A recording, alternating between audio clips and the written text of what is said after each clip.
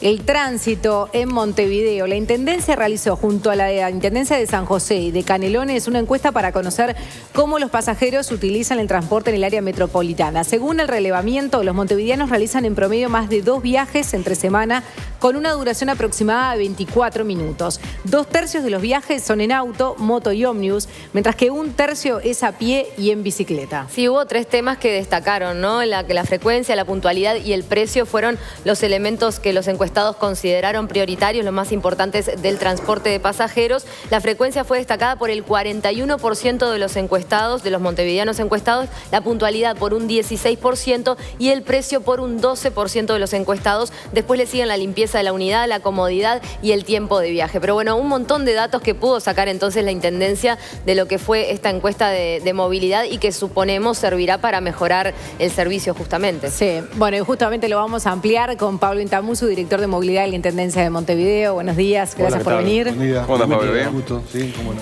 Bien, bueno, el resultado de esta encuesta va en línea con la planificación que tenía la Intendencia. Sí. Podemos decir que hay un montón de información que todavía estamos procesando, ¿no? Ella decía si ya sacamos conclusiones. En realidad esto como que recién empieza. Es un cúmulo de información muy importante que necesitábamos para confirmar algunas cosas, a ver si veníamos en el rumbo correcto, y a su vez para comparar con la encuesta anterior, que es del año 2009. 2009, tenían muchos años sin conocer nuevos datos. Esto en realidad lo ideal sería hacerla un poco más periódicamente. Pero hay una cantidad de informaciones, destacaban algunas que creo que han sido las que han tenido más repercusión pública. Pero para el trabajo más interno hay otro montón de datos que también es muy importante. La evaluación del sistema de transporte colectivo a veces entra como en la opinión pública y hay como una visión demasiado negativa. Bueno, la encuesta nos dice que a pesar de todo eso, la evaluación general no es negativa, es positiva. Claro, o sea, pero ustedes están con un plan piloto. ¿Va en línea estos resultados? Sí. Por eso te decía, creo que hay cosas que se están confirmando porque teníamos algunas mediciones anteriores y algunas de las empresas también hacen encuestas para saber qué es lo que está pensando la gente, claro. Sobre todo la pero la relación calidad-precio está claro que ahí está fallando. Ahí hay una luz roja encendida que tiene que ver con el precio, con la tarifa. Y el servicio, porque uno puede llegar a pagar si el servicio es bueno o considera que el servicio es bueno. Frecuencias, puntualidad, etcétera, etcétera, ¿no? Sí. Por eso te decía, en la lectura general, las respuestas positivas son más que las negativas, salvo en el precio y en las paradas. Son los 2 ítems que están evaluados como en forma negativa. ¿Las paradas qué? Bueno, las paradas, cuando se hace la pregunta, como toda encuesta, uno tiene que ver después qué fue lo que se preguntó.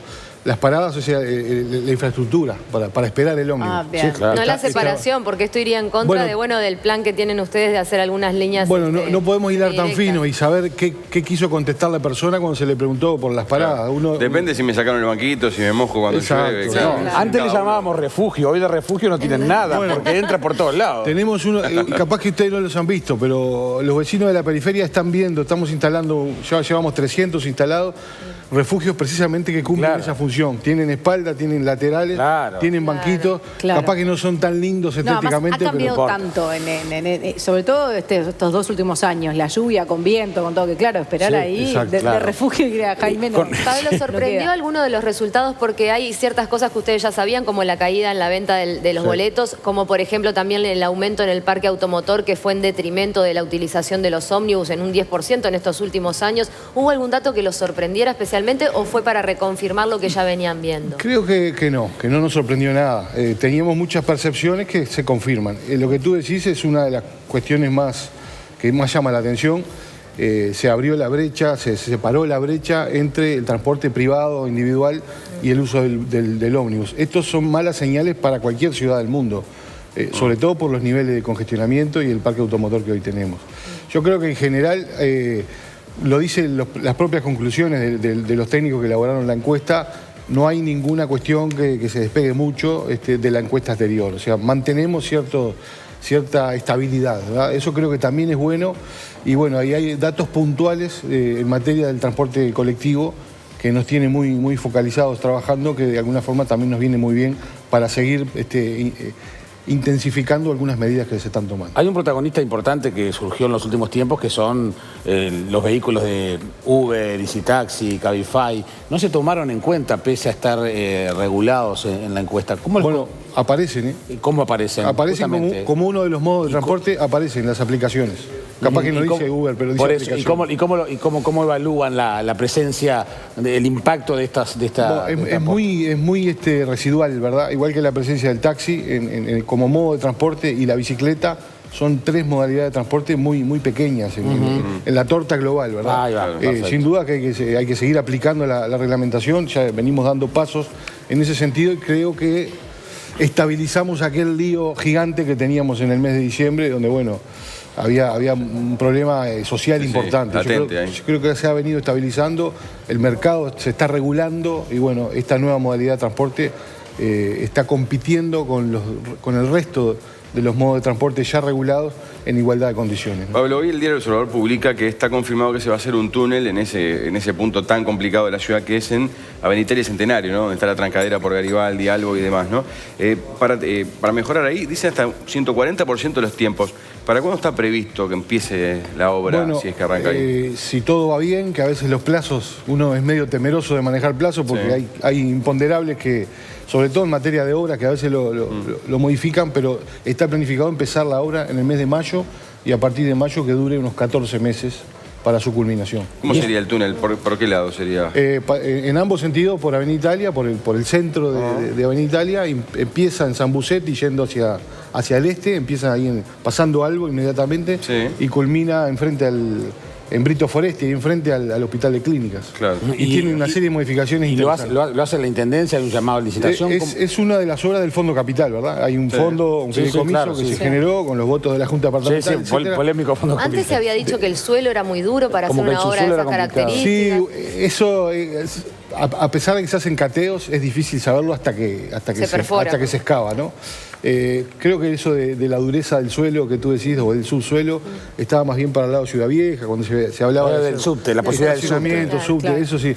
En aquel lado, aparentemente, los cateos indican que es una obra viable. O sea que va a ser muy parecido al de 8 de octubre, digamos. Para muy parecido, mucho más moderno. O sea, el interior del túnel va a tener muchas mejores prestaciones de iluminación, etcétera. O sea, una obra similar, pero Pero de 2017. Pero de hoy. Sí, claro, mucho más moderno. Pablo, la última. Leí en la diaria que se vienen cambios para 18 de julio, que la quieren hacer peatonal. Sí, no peatonal. Vamos a... Casi peatonal. O sea, los autos no van a pasar por allí, solo cruzar 18. Exactamente. No se va a permitir. Todavía no está definido el tramo hasta dónde llega, si es hasta Ejido o un poco más. Pero bueno, la idea... ¿Hasta Ejido desde la ciudad de Plaza Independencia? Desde Plaza Independencia. Sin circulación de vehículos particulares. O sea, solo transporte colectivo.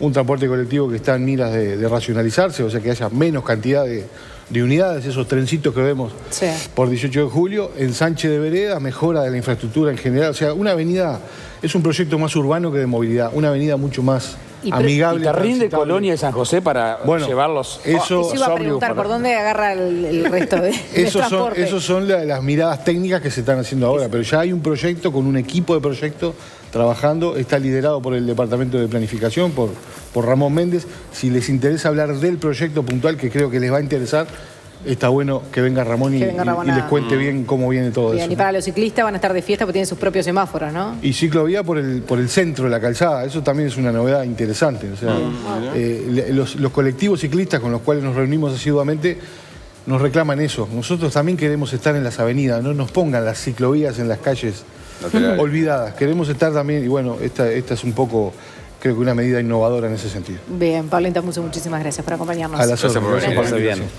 Bien, y hablemos de